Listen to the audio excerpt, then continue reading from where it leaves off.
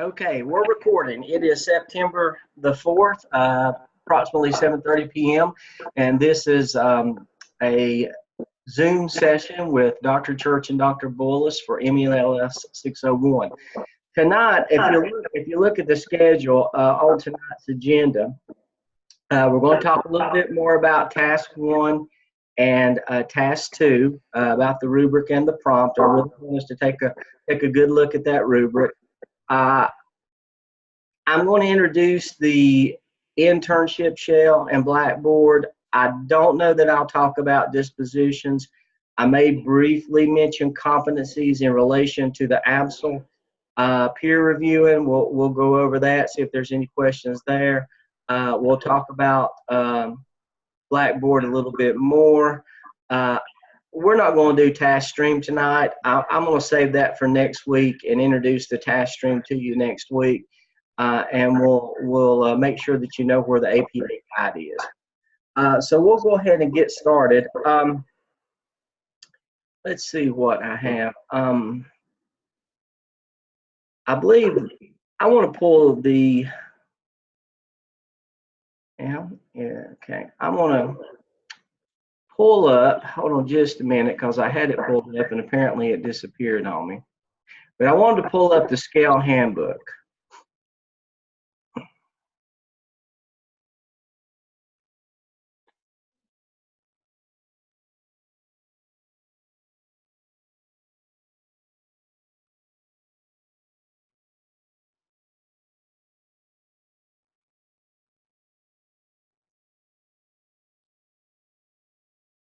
Okay, this should look familiar to you. A lot of what you have in your your clinical internship handbook, your site supervisor handbook, a lot of information that you receive comes from this right here. And this is the latest version. There is an update in the works. I don't know that it certainly won't be out this semester. It may be out next semester.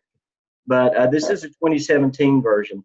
And this has a lot of good information to you. Now, we're not going to read through everything, but if you've had taken the time to look at the scale handbook, each course is highlighted with a lot of detailed information. Right here is MELS 601, and this talks about the ABSL. There's some information here, an overview of the 5 tasks of the ABSL, some important terms, kind of get some definitions nailed down as to, when we say professional learning community, this is what we're talking about. When you see PLC, this is what Gardner-Webb is talking about. This is how we define an action plan, a competency, a disposition. So there's some good information in here. The competencies, we'll go into that a little bit, but these are the competencies you'll be dealing with in MELS 601. I want to scroll on down. We're not going to read through any of this and talk about just a few points. Well, you're focusing in on ABSL Task 1, and we did have a conversation about that last week. I just kind of want to do a little overview of that. But here's the things that we really need to focus in on, and that's prompt 1. First of all, when you're talking about the ABSL, and you may have already done this, and then if you've already started this process, then good. This is kind of a little checklist for you to say, okay, I did that, check. I did that, check. But the first thing you need to do is you need to have a conversation with school leadership, your site supervisor. It may be your assistant principal. It may be your principal. If you're an instructional specialist and you're working in the central office and you have several schools, whoever that person is that needs to be aware of your activities and the fact that you're in a master's program and you're going to be doing some things a little bit different than anybody else. You're a teacher for the most part. Most of you are a teacher in the classroom. So some of the times during the day, during the school day, during your planning period, after school, you may engage in a little bit different activities that your school leadership needs to know about. You need to get permission from your principal, from your site supervisor, from school leadership, get permission to form a professional learning community. So once you have that done, anything that you do in this process that creates a product, And right now, an example of that, a product or an artifact is created. If you send an email to the principal saying, hey, this is what's going on, I just want to let you know that I'm getting ready to start my PLC. Is it okay with you? Okay, do I have the green light?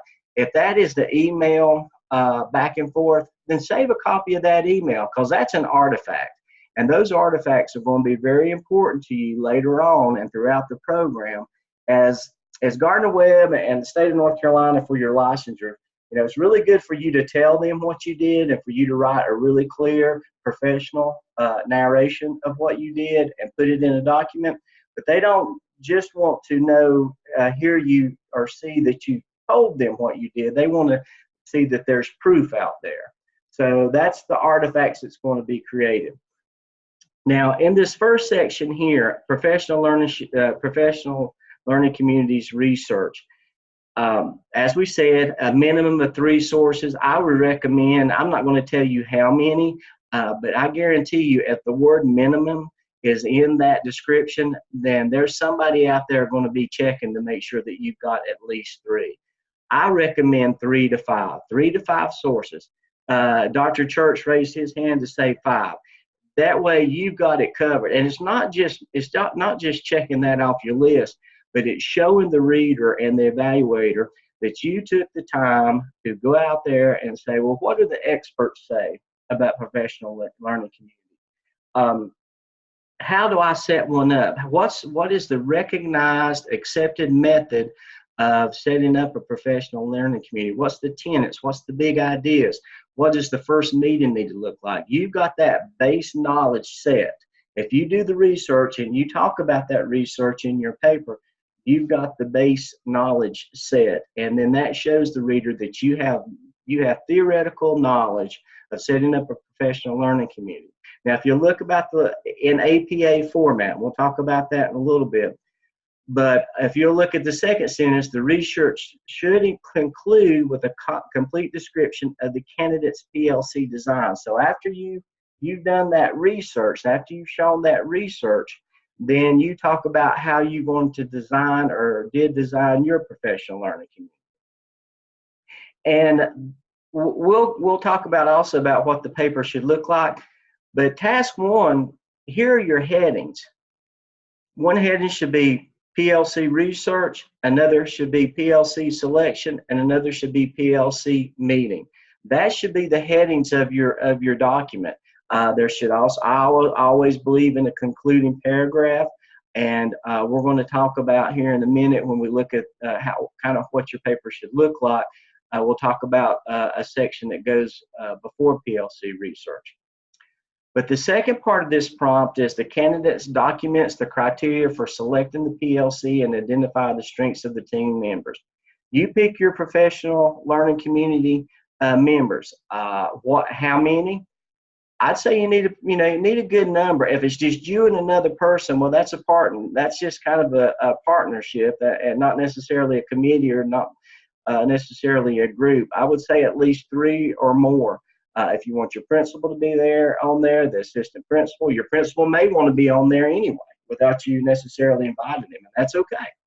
But you need to have at least 3 people on your committee, if not more. And why did you select them? What strengths do they have? What do they bring to the table that's going to help you in the area that you're working in or that you're kind of leaning towards or think so? But what are the strengths of these people? Are they experienced? Do they specialize in some area? Could be that they're a brand new teacher, and there's nothing wrong with that. A brand new teacher could have a fresh perspective, could have a different outlook than somebody else, come in with a different lens that's not weighed down by bias or experience. Nothing wrong with the beginning teacher being on your committee. But you need to document who those people are and the strengths that they have. Now, you don't have to identify them by name. It's okay if you do, only if you have their permission. So if you're going to say, John Jones, 7th grade social studies teacher, make sure it's okay with John Jones that you use his name. It's okay to say teacher A, teacher B, teacher C. It's okay to identify them anonymously, and that's fine. Just if you do use their names, make sure that you have their permission to do so. Same thing with your principal as well. Okay, so that's the second part of this first prompt, this first task that you'll be doing. This is absolute task 1. The third thing is the actual PLC meeting. Now, that PLC meeting really needs to be designed based on what you found out in your PLC research. What's the agenda look like? Are there norms and protocols? Is somebody taking minutes? How's it going to flow? What's the timeline of the meeting look like? And the main thing is that you show leadership. You lead the meeting, you facilitate the meeting, you delegate, communicate. If there's any conflict, you help resolve that. But this is the perfect time for you to show that you are competent in this type of leadership at this point in time. And part of that meeting is, what is the vision and purpose of your PLC? Now, you might have a pretty good idea of what you're going to be talking about and what you're going to be looking at. You really won't focus in and zero in on it until you do your data review, your needs assessment, but you still may have a pretty good idea of what area that you want to function in, and what the vision and purpose of your professional learning community is. And that's task 1. And I'm going to stop and see if Dr. Church wants to add anything, or if there are any questions about absolute task 1. No, I think you covered it very well. I did have a question emailed to me today about do we have an example of what task 1 should look like? And we do have a finished APSL product, but we're not going to be real specific in telling you what it should look like, because we really don't want a cookie cutter. We don't want to stifle your creativity. We want it to meet the rubric and meet the guidance on there. And so we're not going to be very, very specific on what it needs to look like. Yeah, we'll give you an overview, but not specific. Thank you, Dr. Church. That's a very good point. And you do need to have a cover page, just to it needs to be a professional document. And in a professional document, I would say that you need to have a cover page with the title, your name, identifying the semester, APSL task 1. After the cover page, then for the reader, remember, you're not just writing this for Dr. Church and I. We're getting to know you. We're getting to know your schools. We're going to become familiar with your school and your culture of your school. But your evaluator may not have that, and might not have that opportunity to get to know you. And I'm going to ask you, make sure that you're muted at this point in time if you're not, because I'm getting some feedback, and it's kind of, thank you, I appreciate that. Thank you for whoever that was doing that. But as I was saying, your evaluator is not going to have the opportunity to know you. And if it's a professional document and you're talking about setting up a professional learning community, engaging in a data analysis of your site, wherever you're at, then the reader needs to know about where you're at. And that really involves a school profile. Like I said, after the cover page, even after the PLC research, give a school profile. Show the reader where you're at, whether the demographics of your school looks like, some quantitative information, some qualitative data about your school or your site. What is the community like? Socioeconomic background, any type of historical context that affects the culture of your school. And that school profile will serve you well throughout the program. Just about every time you begin a new evidence, whether it's the APSL or next semester with the APSL, you're always going to begin with that school profile. So like I said, that just tells the reader what the site, it describes the culture, it describes the school, it describes the demographics of the people that are engaging that culture, of your students, what kind of subgroups do you have, things of that nature. Don't really need to go into a large amount of detail as far as test data, because that's going to be coming up in task 2. Now, task 2, okay, so you got your cover page, you got your school profile. Your next heading is PLC research, PLC selection, PLC meeting, a concluding paragraph. Remember, as far as APA format goes, make sure that you use APA format and citing your references. If you're doing research with different references, you need to cite those and have a reference page at the end. If you're including any artifacts, which brings me back to your PLC meeting. If there's an agenda, if there's minutes from the meeting, save all those. Those are artifacts that you will use later on. Any product that you create based on your actions engaging in this program, save it and log it, because you will need to show evidence of that later on. Okay, before we go to task 2, any questions?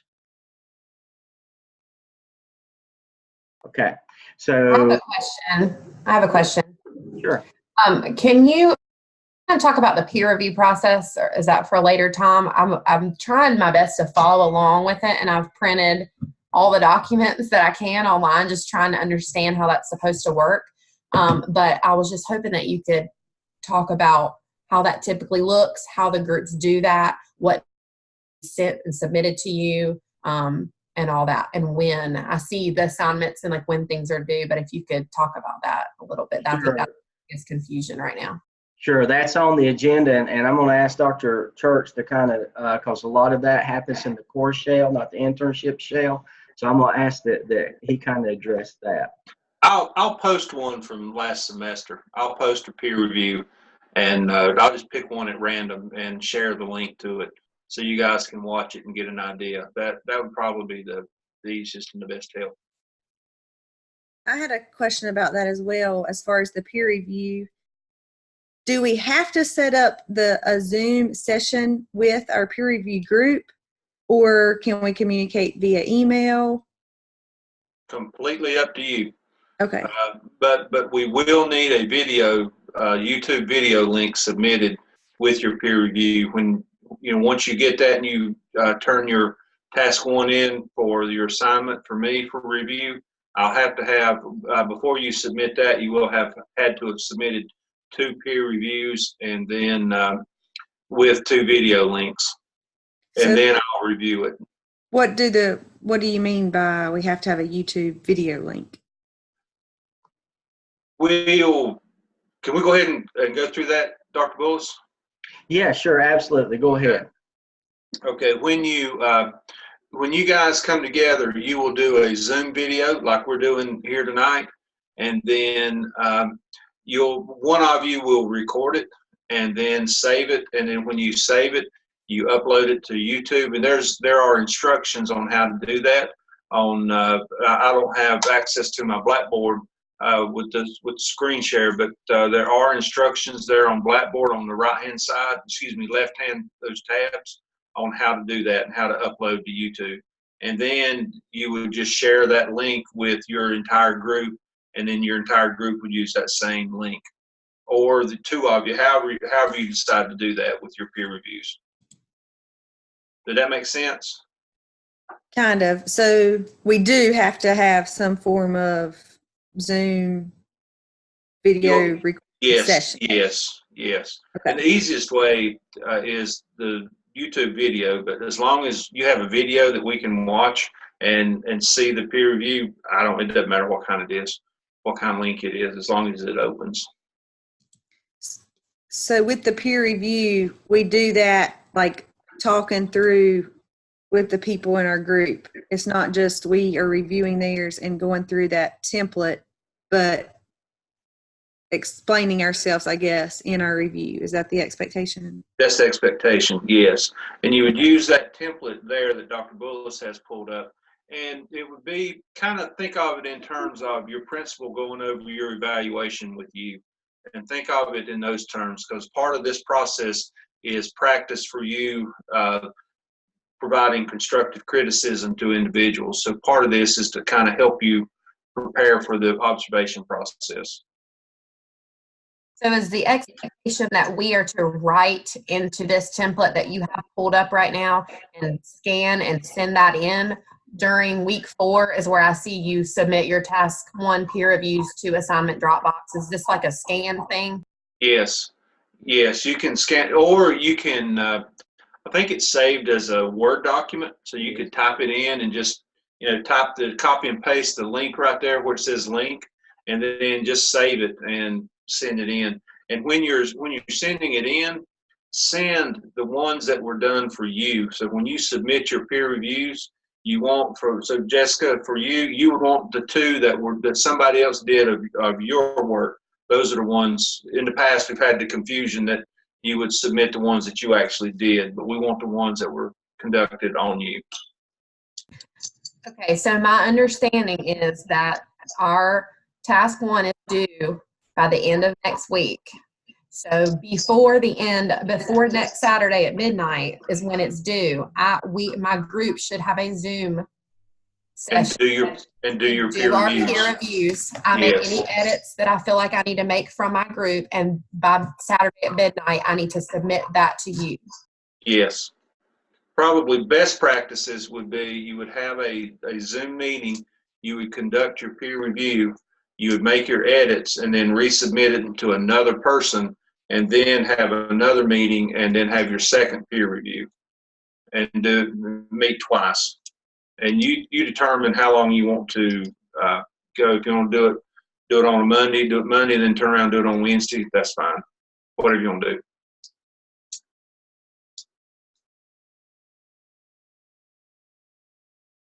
Did that clear up or confuse somebody?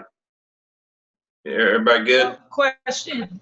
So with this being due Saturday, and our PLCs don't start until next week, so that would actually be our first time going in. So I would have enough data from then, because the first one, I'm sure my principal is not going to just let me take over the first one with her telling, just having that initial PLC meeting.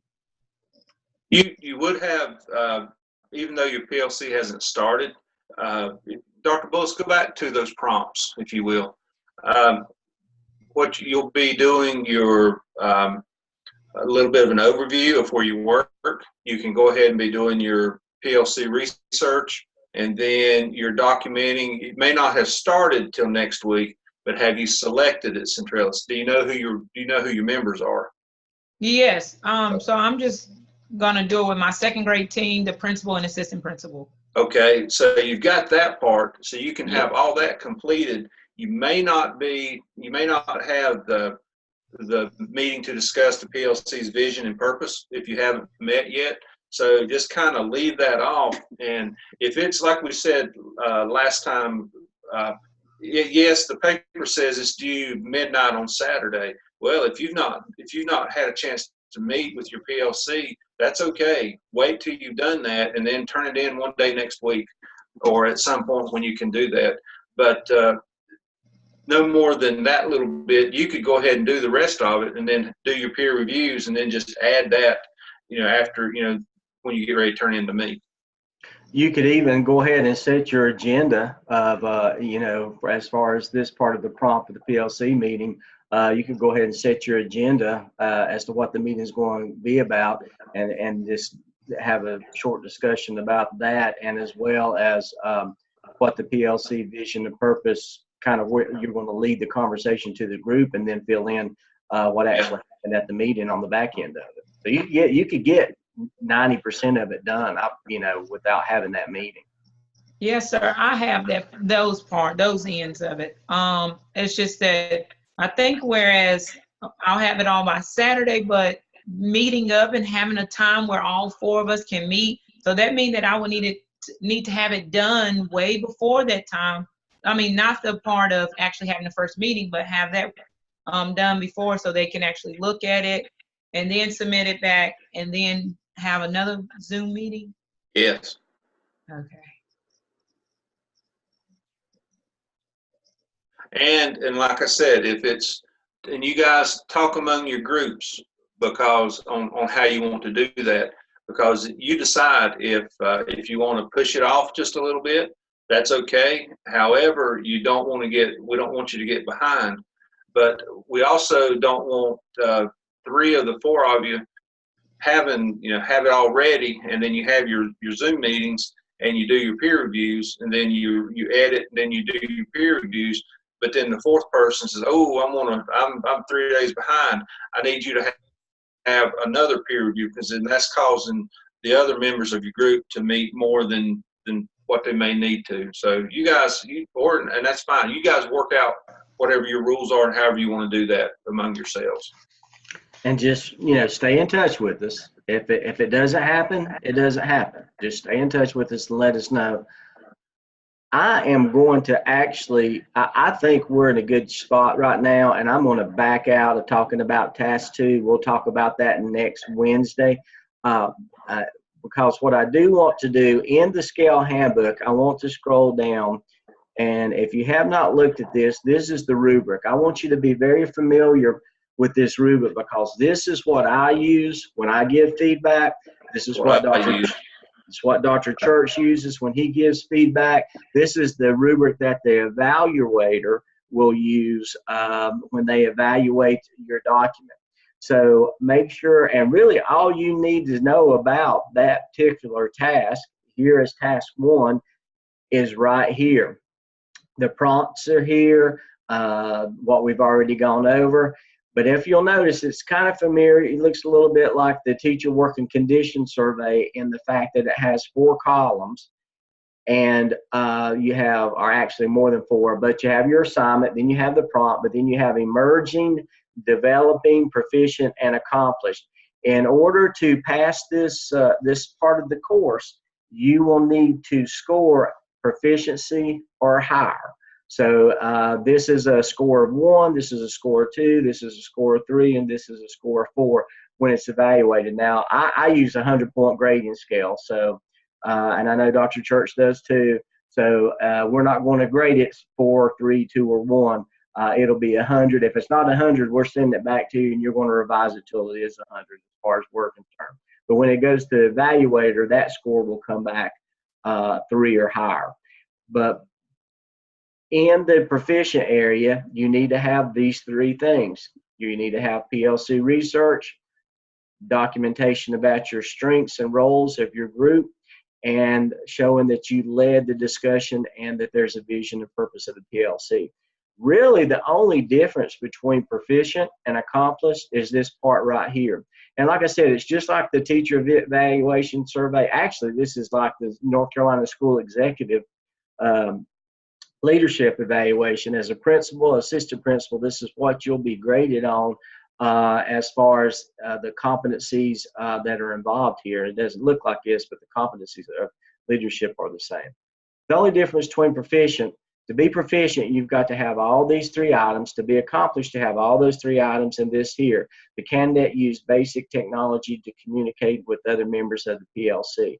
That could be email, that could be Zoom, that could be Google document, just some type of technology that you use to communicate with each other. So you could score 4 easily on this if you put that part in it. But in each task, for each evidence, before you put a red bow on it and say I'm done with my first draft, compare what you wrote to this rubric, to each of the rubrics, and make sure that you've got everything in there that you need to have. So this rubric is a good thing for you to know where to find it and to zero in on it as you write your document. And as you conduct your peer reviews, you use the document that Dr. Bullis had up, the rubric page that Dr. Bullis had up a minute ago, the feedback template. You use this page.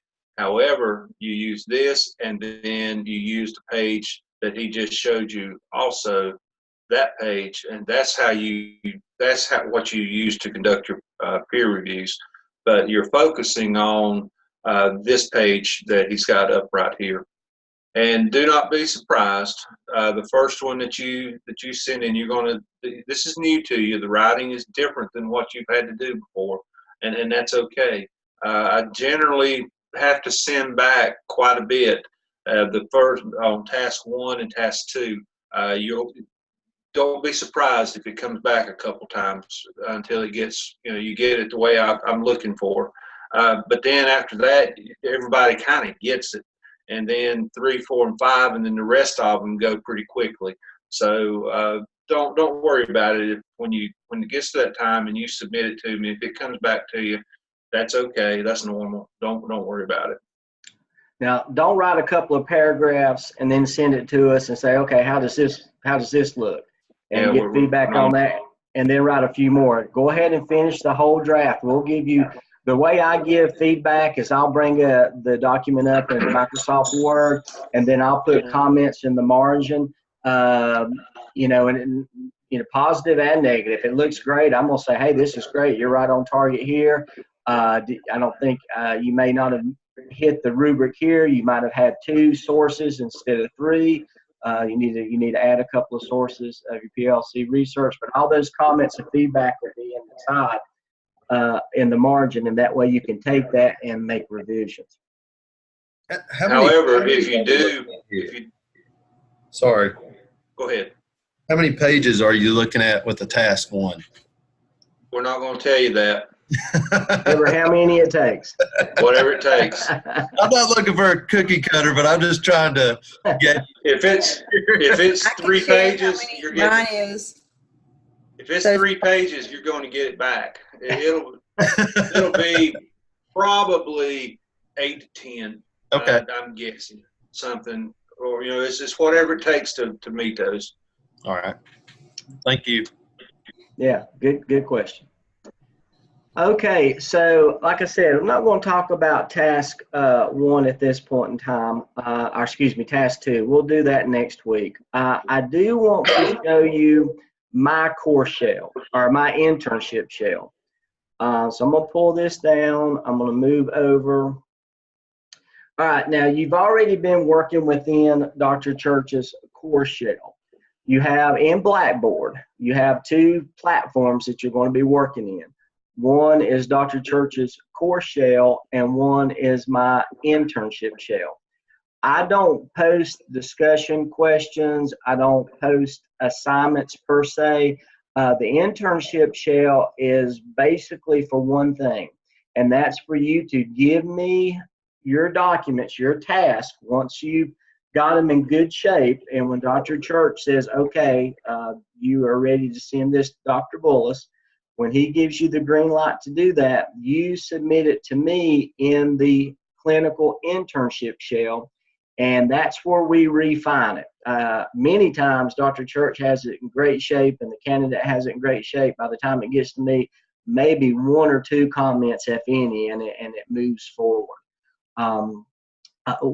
Sometimes when there's a lot of feedback and it looks really in bad shape, I don't know a better term to say that, somebody send it to me first and send it to Dr. Church. So the process is you send your document, your task to Dr. Church first. Once he gives you the green light, says, okay, ship this off to Dr. Bullis, you send it to me. You'll go into your Blackboard, and it should say this right here, MELS Clinical Internship Bullis. You click on that, and this is my internship shell. Looks very familiar to the course shell, just has some different things. It is going to look a little bit different. I'm in my view, not your student view, so it is going to look a little bit different. There are templates and resources here for you. If there's any document that I provided or that we talked about that you could use, I'll have it here. Our schedule, our clinical coach Zoom session schedule will be here. Any recording that I've done, I will put it here in the video library. I haven't built a shell yet or a folder yet for File 2019. But there'll be a folder here for File 2019, and there will also any town hall meetings that Dr. Lamb may have done will be here as well. I'm going to clean all this up, so just look for folder File 2019, and that's where the recording for tonight and any sessions that I've done past that will be there. handbook, the scale handbook is here, the site mentor handbook is here, the clinical internship handbook is here. And then you have two sections, and they look very familiar, but there's a huge difference, and there's difference you need to pay attention to. Each of the evidences that you're going to do in this program is listed here on the sidebar.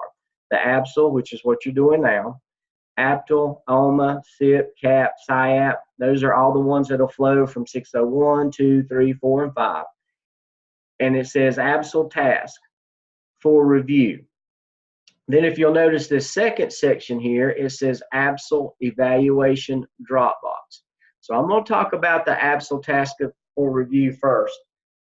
When you finish your document, your task 1, and Dr. Church says, okay, this is ready to go to Dr. Bullis, you take that document, you go over into the internship shell, into this platform, you click on that, you click on ABSL task 1, and this is where you send it to me. You send it to me here. Okay, so you send me your document there. That's where I'll get notification that you've uploaded it. I'll go in, I'll give you feedback, I'll put comments, and I'll send my comments and feedback to you here. Now, usually 1 or 2 times, usually it's just one feedback and you revise and it's good to go. Sometimes it takes 2 times, but after that, after I say, okay, it's in great shape, this is 100, this paper or this document is 100, we are ready to set this aside and move on to the next task, then I'm going to tell you, after we review it here and the ABSL task for review, once it's in great shape and it's worthy of 100, then I'm going to say, okay, take that document and upload it to the ABSL evaluation Dropbox for that particular task. Now, you're going to submit each task separately. ABSL task 1, ready. I tell you, submit it to the evaluation Dropbox. You put it up here, you get graded. If you submit it here by mistake and don't submit to the ABSL task for review first, and I'll let you know, I'll give you a 0. That just means that we need to go through the review process, and I'll adjust that grade once we get finished reviewing and revising. But then you'll submit all of your tasks separately here. Once we go through all 5 tasks of the ABSL, you take all of those 5 tasks and you put them into one document. Now, you're going to hear all this over again. So if you're missing something, don't let it confuse you. We're going to talk about it several times before you actually have to do it. But once you get all 5 tasks evaluated, revised, ready to go, I'm going to say submit it to the ABSL final evidence narrative. And that's when you take all 5 tasks and you put them into one document. You don't do that until you've got each of the 5 tasks graded. Once they're all graded, then you can put it into one document with one cover page, one reference page. If there's appendices or just one appendix, but it's just one document at that time. And that's getting it ready to be evaluated for licensure. So are there any questions about what you do in the internship shell? Not the core shell with Dr. Church, but within the internship shell for me.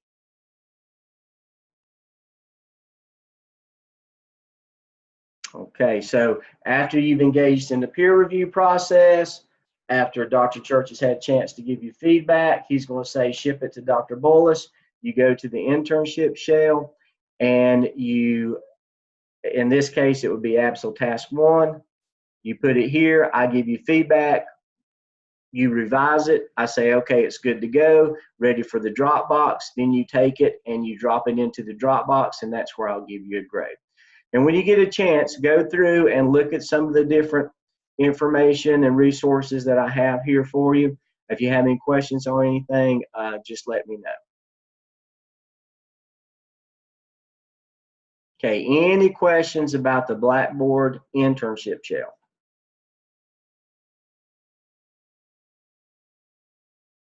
All right, good deal, good deal. So it's about 3/4 of the way through the class session. I'm going to open it up for any questions at this point in time, or Dr. Church, if you have anything that you need to bring out. I just sent a group chat out. I put a sample task one peer review one from last semester in your peer review materials tab in Blackboard. So you're able to pull that up and you can see a group that conducted one at your leisure.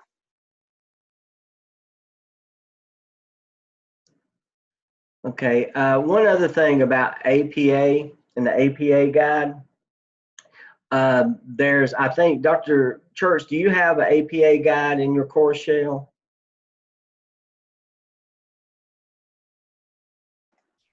Sorry, I forgot to unmute. Oh, that's okay. It is in the back of the syllabus. Okay, great.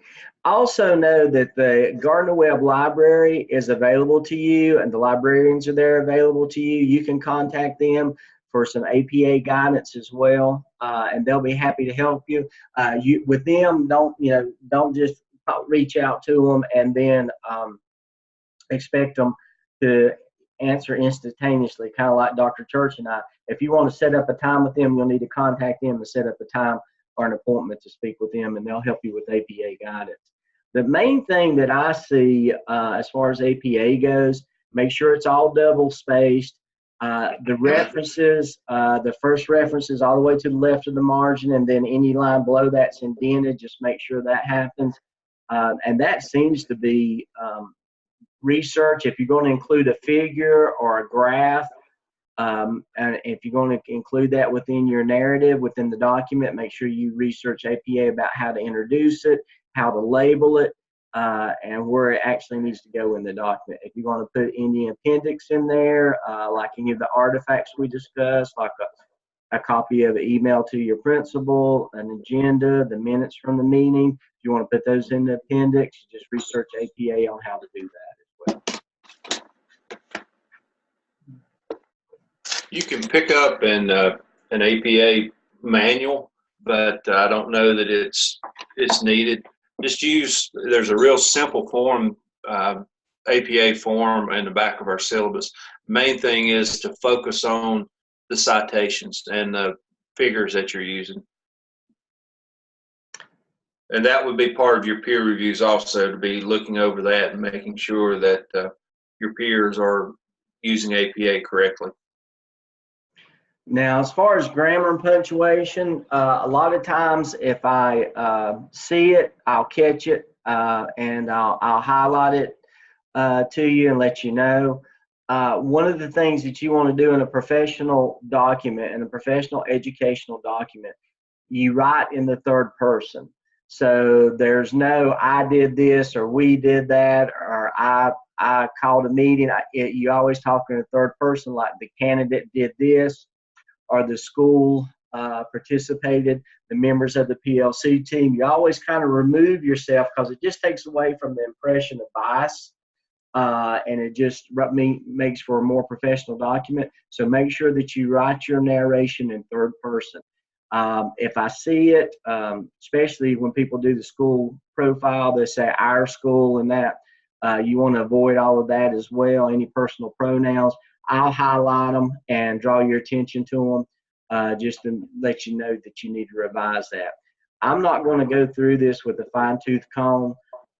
If I see a lot of punctuation and grammar mistakes, I might highlight a few, and then I'm just going to tell you to proof it. Right now, the best friend, if you're not an English teacher, the best friend that you can make is an English teacher that will help you prove some of this stuff, because that's what I did when I went through the master's program.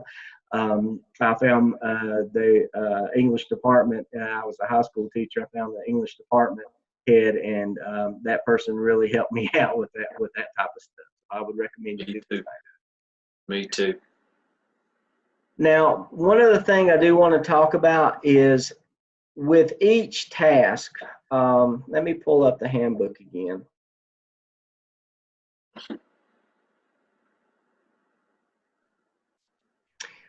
With each task, there's going to be opportunities for you to show competency of leadership.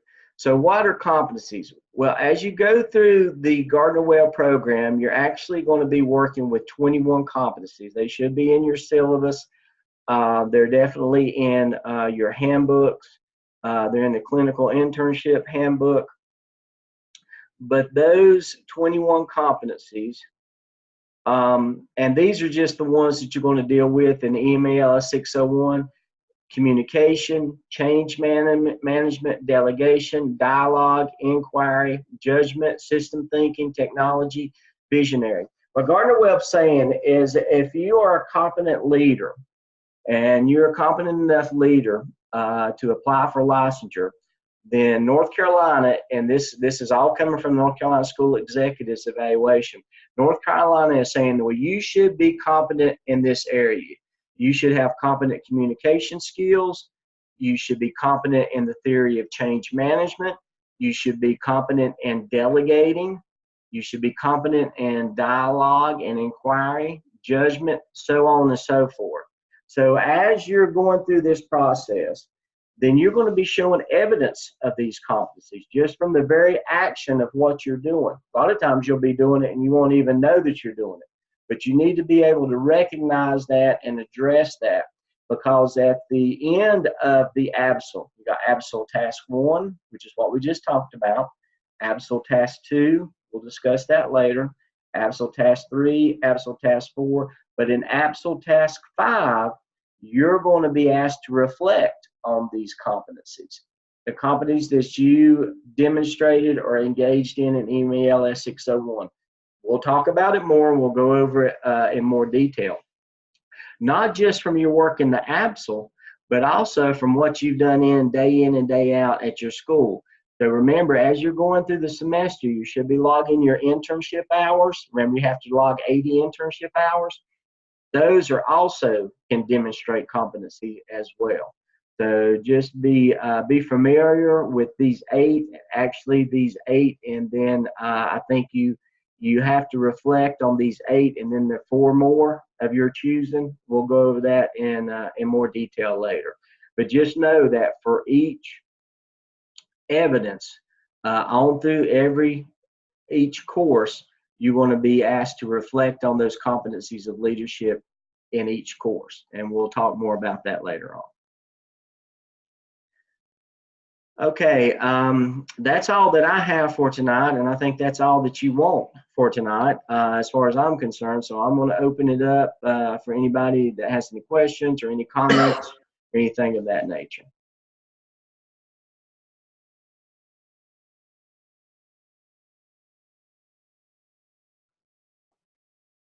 Whenever we're working on submitting task 1 multiple times, I guess, are we going to simultaneously be starting task 2, even though task 1 might not be completely finalized?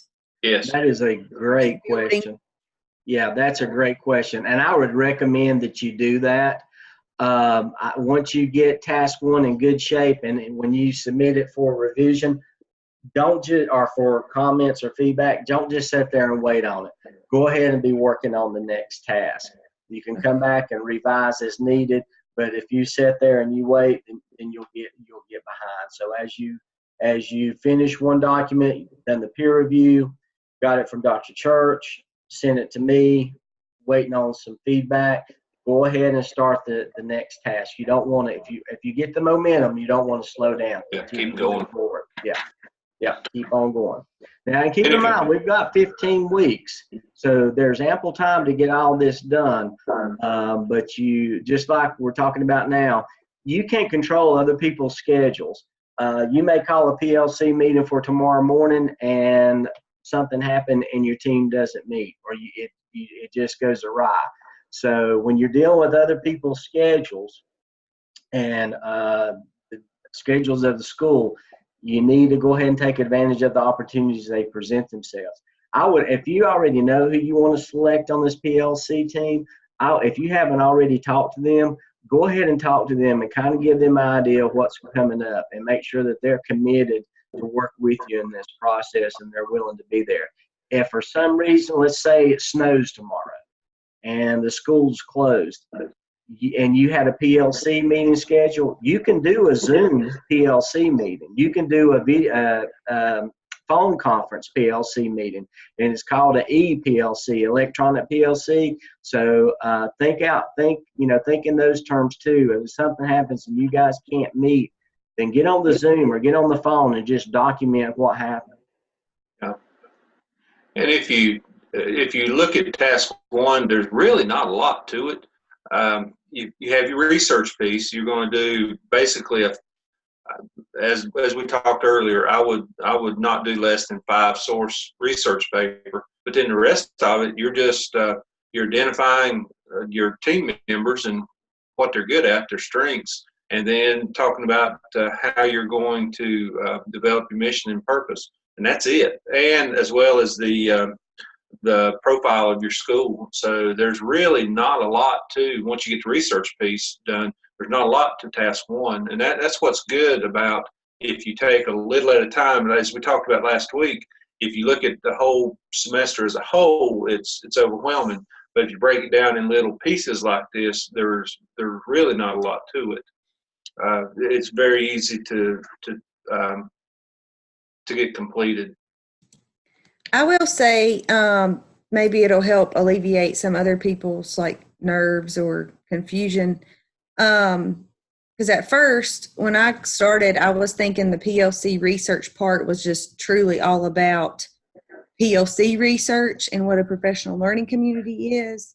And the more I started working on it, I realized you have to do that piece, but it's more of what, and please correct me if I'm wrong, but you're working on and you're formulating the research behind the PLC you're going to be leading.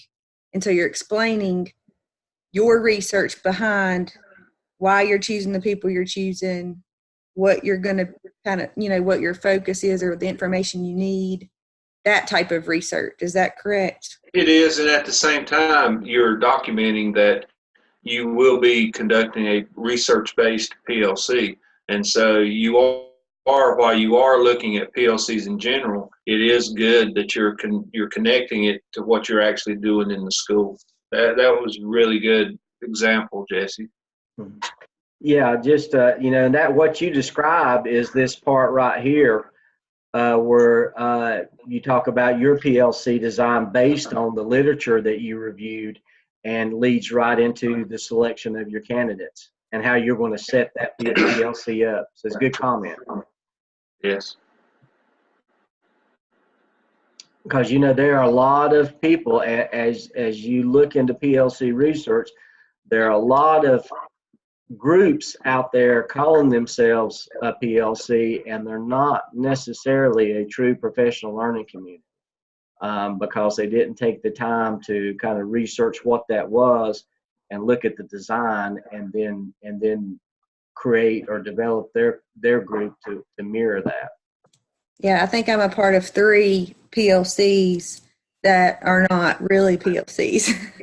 Yeah. Yeah, it can be anywhere from the good old boys club to the gripe session. Yep. Or good old girls club. Any other questions about what we talked about tonight? I want to add something before we hang off, Dr. Bullis. But any other questions? Are we helping to kind of alleviate some fears? I hope. I have a quick question. Okay. So I actually, looking at this, I'm kind of a little bit happy because we actually met today with the group that, as long as it works out, it's going to be my PLC group. And it's the arts group from my district. And because there's some things as far as vertical alignment that they've been wanting to do anyway. So I said, hey, this kind of works great for 2 birds, 1 stone kind of thing. I'll take the leadership on this. I'll do the research and get kind of 2 birds, 1 stone kind of direction. Right. Anyway, and of course they were all ecstatic to hand that over to me. So there was no complaints whatsoever.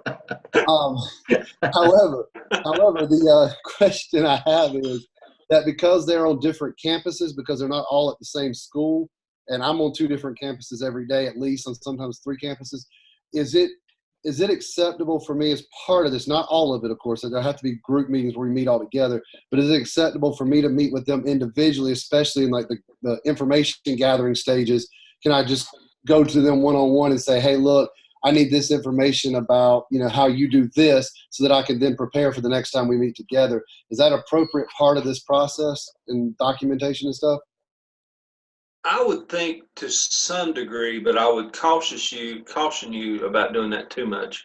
because part of the purpose of a PLC is to be a learning community and make sure that you're working together as a community. One way that you could get away from having to go travel and go individually is, like Dr. Bullis mentioned earlier, introduce them to Zoom. It's free. Yeah, You get that a was free my 40 next minute. question was, would that be acceptable if some of my meetings were held over Zoom? Yeah. Not for any kind of weather reasons or anything, but just because of the logistical nature of where my people are at. Would that be acceptable? Yeah, absolutely. That would actually move you from proficient to accomplished. Okay, I was thinking that, but I'm still kind of like nervous. I'm going to interpret something wrong and then do it wrong, and then, you know. No, you're in good shape. But the thing to do there is document that in your narrative that, you know, you conducted the Zoom session for this reason. What you just told us about your group members are spread out and you do different schools, that's all good information to include in the narrative. So there's an understanding created of why you went and did a Zoom session for some of your meetings. Just make sure that if it varies, that you just explain to the reader why there's a variance there. Gotcha. So as long as it's documented, pretty much if it's documented, it makes sense. It'll go through within reason, of course. Right. And if not, Dr. Church or I will catch it and let you know what you need to do to revise it. And inevitably, everything's going to be going smoothly in your PLC, and something's going to blindside you, and something's going to derail, and you're going to say, "Oh my gosh, what am I supposed to do? How am I going to handle this?" And And the easiest way to do that is just tell the story, tell what happened, tell how it derailed, and tell what you did to overcome it. And then move on. Don't worry about it. Just tell what happened and move on and keep going. But just let your evaluator know that when they read it and all of a sudden something looks kind of different, tell them why. Okay. That makes sense. And that is good experience for being an administrator, because I will tell you, and Dr. Church will tell you, Every day. You can plan your schedule. You can plan your schedule out for a month, and it never looks like what you plan for it to be. You don't dictate the day dictates. That's actually what my site supervisor told me the other day when we were trying to get a meeting time with the guy to come and visit and stuff. He's like, "That's not how you do it." He said, "I can't tell you what my schedule is going to be in 2 weeks." He said, "You're going to become a principal. You'll understand that real soon." Yep. He's like, "Just tell me the day." And he said, "I will do my dead level best to keep it at the top of the priorities." But he's like, "Yeah, you're trying to plan 2 weeks in advance. That's kind of crazy." Yeah. It's good experience for you to have. It really is. Thank you. Yes, sir. Any other questions or comments before we sign off for the evening? I have just any questions, but I'd like to talk a little bit about the rest of the semester before we sign off. Anything for what we talked about today? All right. Next week, the way Dr. Bullis and I do our courses, this last week and this week, of course, we're both online. Beginning next week, we kind of split up, and so Dr. Bullis is going to meet with you next week. I may sign on, I may not, but he'll meet with you next week and talk more about dispositions, competencies. As he said today, he'll talk about task 2. But we also know that if all you're going to see, we're not going to do what we're doing these last 2 weeks all semester. That'll be too dry. We're not going to do that for you. So the role for Dr. Bullis is to kind of work on the task stream and work on the dispositions and work on what we're doing here tonight. My role is more the content, and so I'll come back on the 18th, and on the Sunday before that night, before the 18th, whatever that date is, I'll shoot you out an announcement and kind of tell you what our discussion's going to be. And I'll tell you now, it's going to be in our oven text. It's going to be chapter 3, and I will throw out a prompt, and then we're just going to sit here. We'll have a discussion about the chapter, and it will be decision-making processes. And we'll start tonight with any kind of questions that's come up Anything that you've got on your task, probably by that time, task 2, we can answer, or that I can answer. But then we're just going to sit and have discussions about decision-making processes, good and bad, at your school. And so that's when the content comes in. So, and then we'll move through that as we go through the semester. But we're not going to continue doing what we have here every week. But we just want to make sure you've got a good foundation under you. So Dr. Bullis, next week, are you going to do 8? No, last semester I had to do a lot of my classes at 8 p.m. because I had some other duties that kept me out. I live about an hour away from work, so if there's anything after the general work day after 5 o'clock that I have to do, then it pushes me, and there's really struggles for me to make it to a 7 or 7:30. However, I restructured because my superintendent let me, and he finally listened to me. I've been able to restructure some of my duties. So I do not have to meet at 8 p.m. I can actually meet, I can continue the 7:30 time slot that we've kind of established these first 2 meetings if everybody's okay with that. So you let me know. If 8 p.m. is good for you, then we'll still meet at 8 p.m. If you'd rather meet at 7:30, then I'm good to meet at 7:30. I just need to hear from you and let me know. I think everybody's on here. If you are not good with 7:30, shoot me a private message. If you're not good, otherwise I'll go in on the Blackboard shell and change that 8 o'clock to 7:30 so it will remind you. But mine will be at 7. And the same thing. Is 7 o'clock okay when we meet, or would you rather do everything at 7:30? Do what, Jesse? I was saying 7:30, but that's okay. Everything at 7:30. Yeah, I'm good with 7:30. Yeah, a lot of the chat saying 7:32. So we'll just say from if everybody's okay. Now, if not, let us know. But Dr. Churcher, I guess we'll just go 7:30 for both classes. Is that cool with you? We'll go 7:30. I'll make that correction. Okay, and I'll change my schedule as well. But now I'm not going to change the sheet that you're looking at on your screen right now. I'm just going to change it on the Zoom session. All right.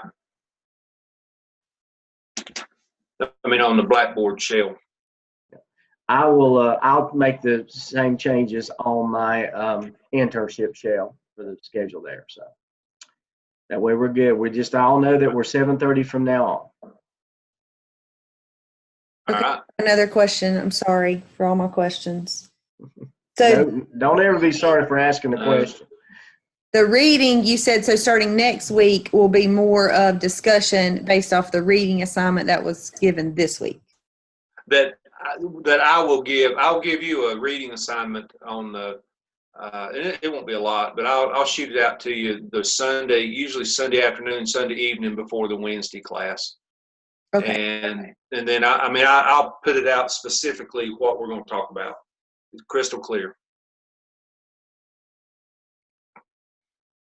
But I won't send it out now. I'm not going to do it 2 weeks ahead. I'm not going to do that to you.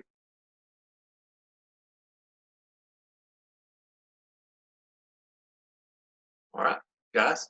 Hope you have a good evening. All righty. I will, as soon as this finished converting and get it on YouTube, I'll be posting the video. You guys have a great evening. Stay safe and stay healthy. We'll see you next week.